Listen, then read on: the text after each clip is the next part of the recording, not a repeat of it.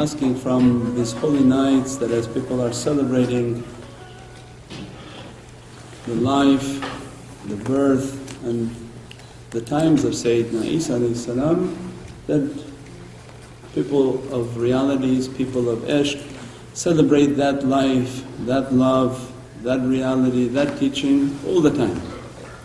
So it's our duty always to join in the celebration of the Divine and those whom the Divine are pleased with.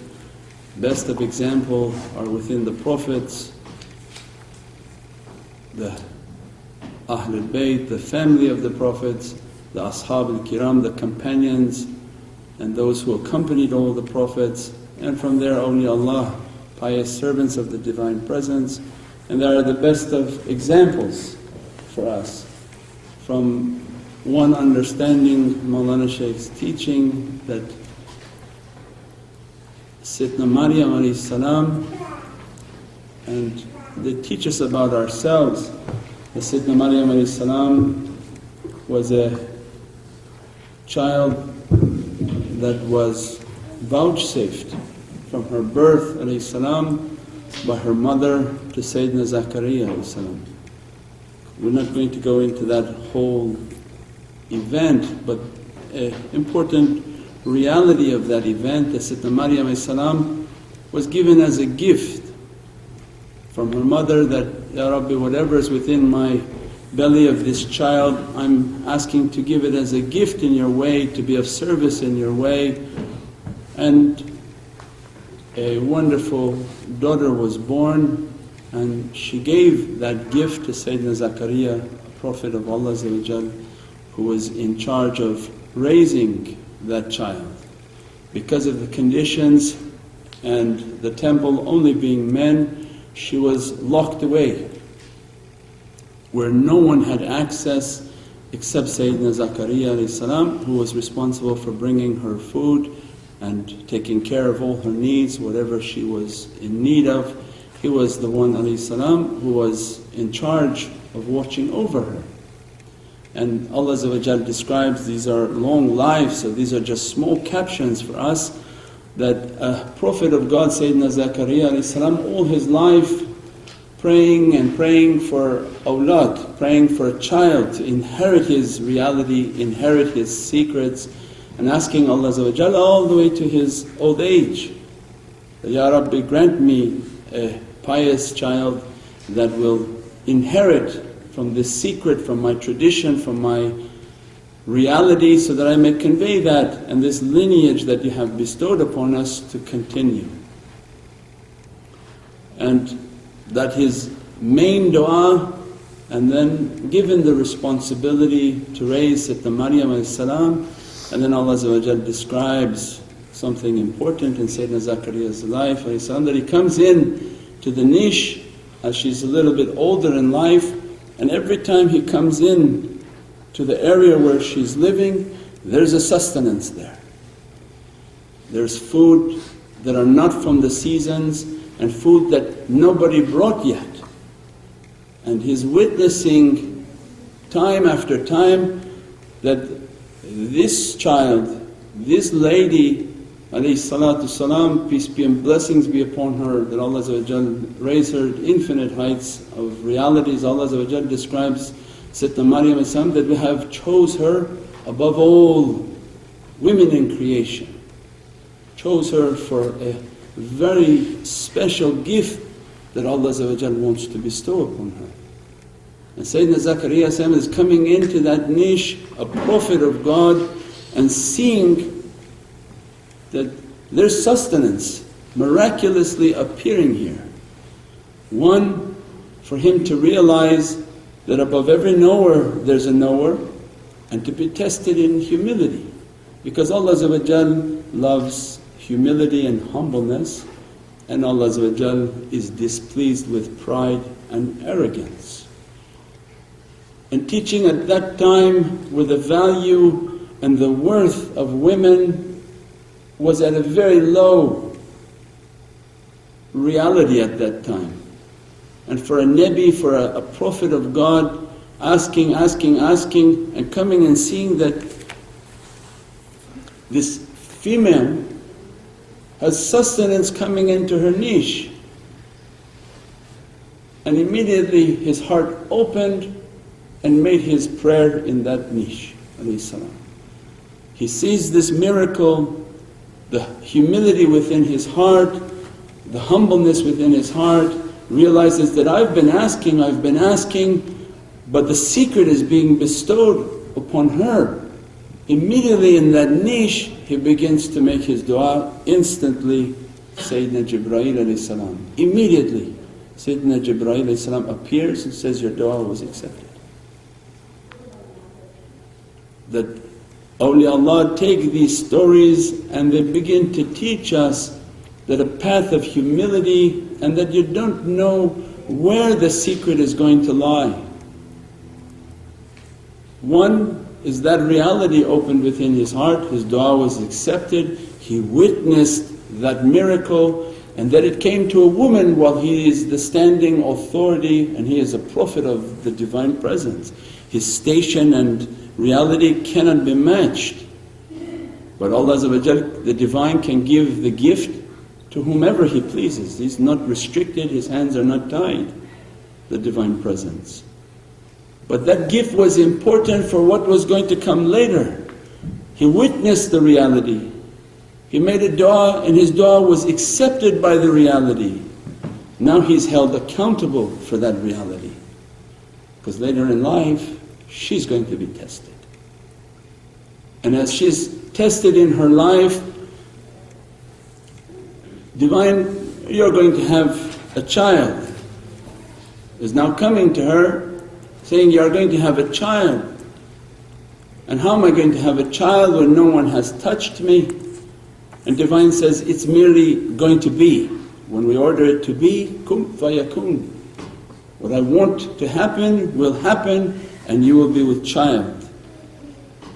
And important in that reality is that a heavy test coming to her alayhi salam. Being secluded, always in prayer and worship, and now you're going to bestow something on me that's going to bring many difficulties and hardships, many accusations. And Divine not caring that this life is about iman and faith. It's not about popularity, it's not about being comfortable, it's not about what's the easiest way. That we are bestowing and you are going to receive. And samina wa atana, I have heard and obeyed and the child is coming. And the order from Allah from her station so high says that when they begin to attack, you have no permission to respond to the attack. With the power that she has of what Divine is bestowing upon her, she had the ability to answer with Divine energy, Divine lights. She could rebuff any attack that's coming. This is a Divinely gifted being. And what the Divine, because each step we read stories, and if we read too fast, many examples in our life will be lost. So saintly beings like Mawlana Shaykh Hisham, Mawlana Shaykh Adnan, they tell us to contemplate the event and step by step what Allah wants in our lives and how to apply a timeless reality. It's not just an event that happened and we go out and celebrate it once, but their lives are a timeless reality for our life here on earth. That one, Allah loves the humble, the standing authority, the wealthy, the powerful. With humility saw a sign and humbled himself to that sign. Doesn't mean only prophets have to be humble, anybody with power and authority. The Divine loves the character of humility. Witness my miracle everywhere around you. He was humble enough, witnessed it, immediately made his prayer, and his prayer alayhi salam was answered. And the saintly lady of Divine Presence, that what we have bestowed upon you, that we're also going to ask of you, that your faith is going to be tested. You'll be given a mission which is not popular, and many people will attack you and you don't have permission to even reply. Tell them that you have vouchsafed for yourself a fast, that you're fasting and you cannot give jawab, you cannot give an answer. And if it becomes too hard, point to the child. We will inspire the infant to answer them back. But one, she's not, means these are levels of awliya Allah, that if Allah gives them a test, you cannot go out and try to prove your innocence. For her, Allah said, don't talk. You take the accusation, you take the abuse, and we will resolve it from Divine Presence when we want. And then the big on the character defect that Mawlana Shaykh wants us to understand, because Sufism is a school of tarbiyah, is a school of bringing out our character, bringing out the jewel within us, but the stone may be very big and filled with lots of garbage. And these jewelers, these awliya Allah, these saints, they can smash at that stone until they have the right size jewel that has value in Divine Presence. So everything about keeping their company means as you are aggravated, as you are upset, as you are seeing things that don't make sense to you, events that are happening, keep close company. The more you distance yourself, the more you are giving in to your ego and into your character and begin to stay away. And you find yourself alone with your bad character, where you are comfortable being alone with that character. So they teach us, no, in the face of confusion, that these pious people, their lives are greatly tested. So Shia gives us an eternal message that you're going to be tested, and in the test that comes to you, maybe Allah will say you can't even defend yourself. Because let's see what's coming from the hearts of people. So then now the case is established that she was tremendously pious. They knew her piety. They saw the sustenance coming into her niche, or they heard from it from Sayyidina Zakaria. The whole of the neighborhood, the whole of the town, the shahr knew that sustenance comes to her miraculously, and that our Nabi Sayyidina Zakaria his dua was accepted in her niche because of the tajalli of her presence, was accepted miraculously and instantly. And then Allah says, then I give a test to her to see now the quality and the character of people. And immediately the response from the people, she comes back with a child, and the response from the people was laid the foundation that we know you come from a very pious background. You are from the descendants of Sayyidina Aaron, and that your mother and your father were good, and that you are not from a bad stock. And then begin to attack, what is this? Means for us in our lives, right there we stopped, and the tafakkur and the contemplation in our lives is that what blinds us from blessings, what blinds us from miracles, what blinds us from our darajats and to be raised is hasad. Hasad is jealousy. The jealousy blocks everything.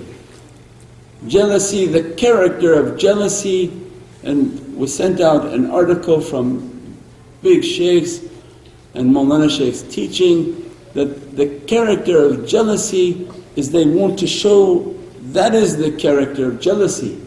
Jealousy, it sees something and is very aggravated by it. Why is this bestowed to you? Why are you or she, why are you special and why am I not special? Why did you get the raise? Why did you get this? Why did you get that? And can be many different issues. When concerning piety and religious people can be very dangerous. because it has to do with our darajat and our stations and to be raised in blessings. But in our everyday life, these issues of jealousy, issues of not being able to stand other people, women with women, men with men, places, I don't want to go there, things, I don't want to do that. And they begin to teach us from this story. They knew the piety of this holy lady of Divine Presence. They saw the miracle time and time again in their lives. And the character of jealousy is it's a sickness that lays dormant, waiting to reveal itself. It sits there like baking and boiling, that I can't believe, why is that person the one? Why is this the one? Why is she the one? Waiting until the event that Allah is going to send. And going to send to that pious person to make look like they did something wrong. And in the eyes of jealous people, she was very wrong. Means all their life, Allah describing all their life, that you thought they understood you. And Allah wants to say, no, they were very jealous of you. And it only took one instant for the jealousy to come out and begin to attack, that we knew all along something was wrong with you. And that jealousy became so fierce that they wanted to kill her. Became so fierce they wanted to kill the child. Became so fierce they killed Sayyidina Zakaria. He ran from them. They accused him that you have impregnated her. And he hid within a tree and they chopped the tree. Means that the danger and the sickness of hasad, it is the root of our arrival onto this earth. That Azazil thought he was the Khalifa of Allah. He thought he is going to be raised, he's the imam teaching all the angels. And then Divine says, no, I have created the creation of Adam bow down. And said, I'm never going to bow. And didn't bow and came to earth. And the imam of this earth is that fallen angel. He's the one leading, the one teaching, the one who has been here. And he teaches from his characteristics, not from the characteristics of the prophets and the saints and pious people. And he teaches that as I fell, you will fall. I will blind you from the blessings, because when hasad comes, we don't see any blessings in what's happening. We just have a jealousy and say, oh, I don't like those people, I don't like that place, and I'm not going to eat and drink from them. That hasad takes away that rahmah, takes away that blessing and makes us to move, to be far. And as soon as the test comes, oh, I really never liked you. And brings out all the disease and the bad characteristics, because it's waiting and lying dormant for one excuse to lunge and attack and show itself how it never and how it was always blinded by the hasad. So then Mawlana Shaykh points out in our life that before we can truly grow and before we can truly open the reality of the heart, that we must understand that hasad, that we must fight against that hasad. And the reason why we don't like, and the reason why we keep our distance, and the reason why all these feelings and emotions come within us is from hasad, from jealousy. And when we don't have jealousy and we hear bad news, or we hear something, we're very saddened, because we don't want a difficulty to come out. We don't want those types of issues to be brought about. Instead of a joyfulness that her community had, that, oh, what have you done? like, aha, we got it, we found out there is something wrong with you. Means they point out in our lives on this holy night, not just about the event that everybody talks about, but the event of their lives and how much they suffered to serve the Divine Presence. And in their suffering they took their test, they kept quiet, they went through whatever they had to go through for the benefit of humanity.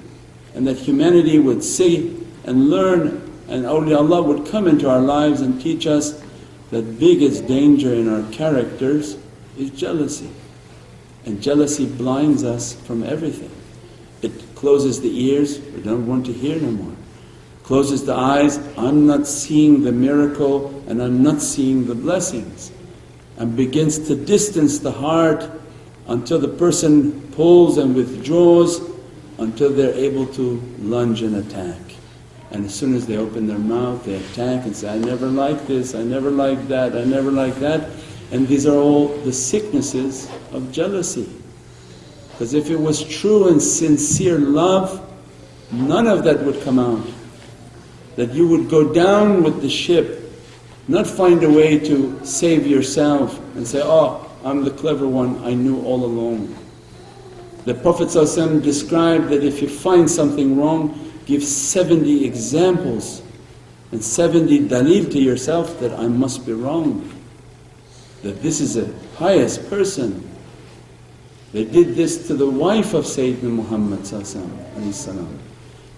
They did all throughout history through ahlul, bayt and pious saints. Means for us, they teach us that for the heart to open, then we must conquer these characteristics. We seek refuge in the Divine and ask from the nazar of Sayyidina Muhammad the madad and support of awliyaullah, that they show us our character defects, give us strength and madad to come against them, and realize everything about our Sufi life is going to bring out all of these realities. Everything that they do to the Shaykh and everything about the Shaykh's life is to test everybody's hasad, everybody's jealousy, everybody's anger.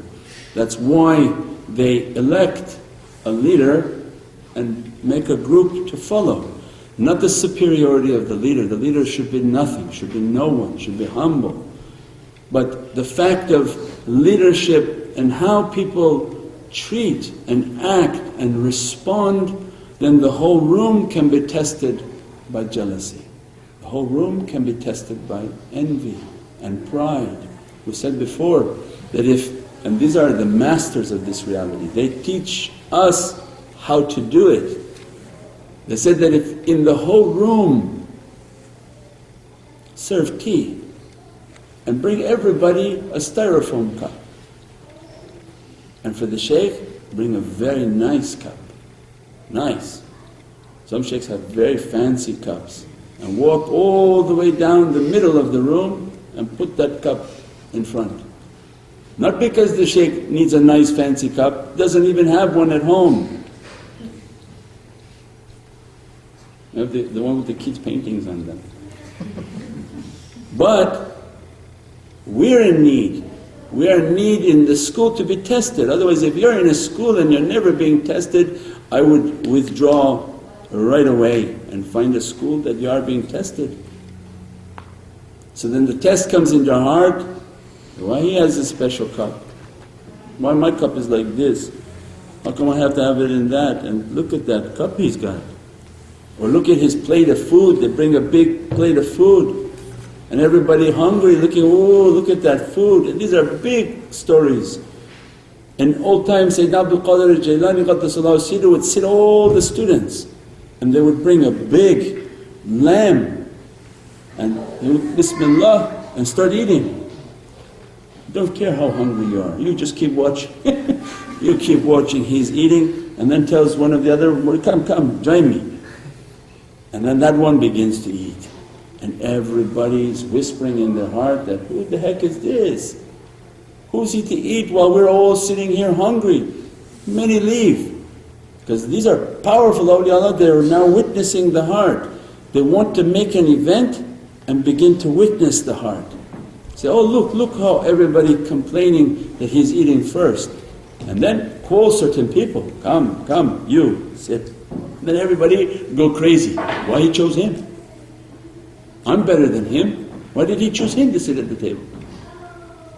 Means they are the masters of teaching and the masters of bringing out what we know or don't know is within us. We pray that they teach us our sicknesses and give us the strength to conquer those sicknesses so that we can reach towards divine realities. Subhana rabbika rabbil izzati amma yasifun wa salamun al mursaleen. Alhamdulillahi rabbil alameen.